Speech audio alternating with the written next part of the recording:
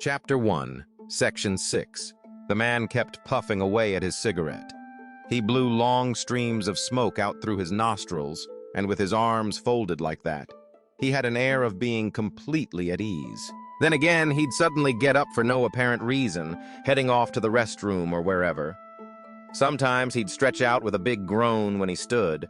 He looked utterly bored. Even when the person sitting next to him left a finished newspaper within easy reach, he showed no interest in picking it up to read. Sanshiro found himself feeling strangely restless, and he set down Bacon's essays, face down. He thought about pulling out a novel and actually trying to read it, but decided it was too much trouble. More than anything, he found himself wanting to borrow the newspaper from the person sitting in front of him. As luck would have it, the person sitting across from him was fast asleep and snoring. Sanshiro reached out and touched the newspaper, then casually turned to the man with the beard and asked, "Are you done with this?" The man looked completely unfazed. "Sure, go ahead," he said. "Help yourself." Sanshiro was the one who felt awkward after actually picking up the newspaper. He opened it up, but there was nothing worth reading inside. He was done skimming through it in a minute or two.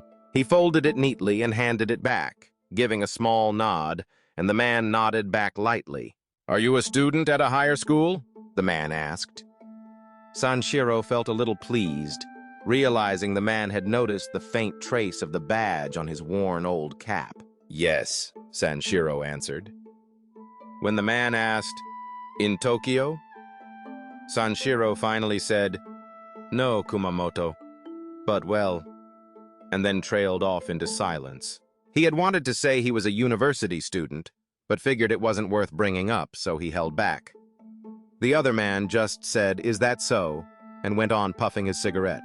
The man didn't ask why a student from Kumamoto would be heading to Tokyo at this time of year or anything like that.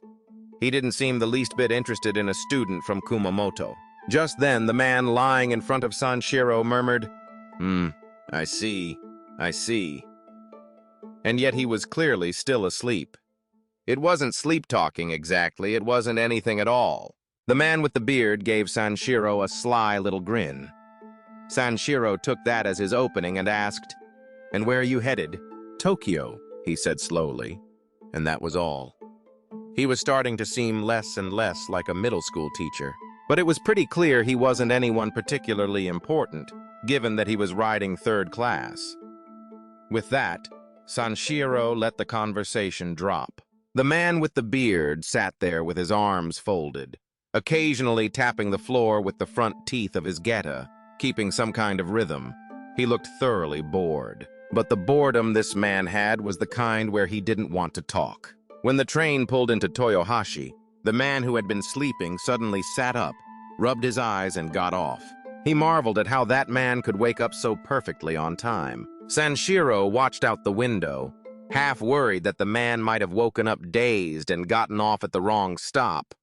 But no, that wasn't it at all. He passed through the ticket gate without any trouble and walked out looking perfectly composed. Sanshiro felt relieved and moved over to the seat on the other side. Now Sanshiro found himself sitting next to the man with the beard. The bearded man, for his part, leaned out the window and bought some peaches. After a moment, he set the fruit down between them and said, "Care for one?"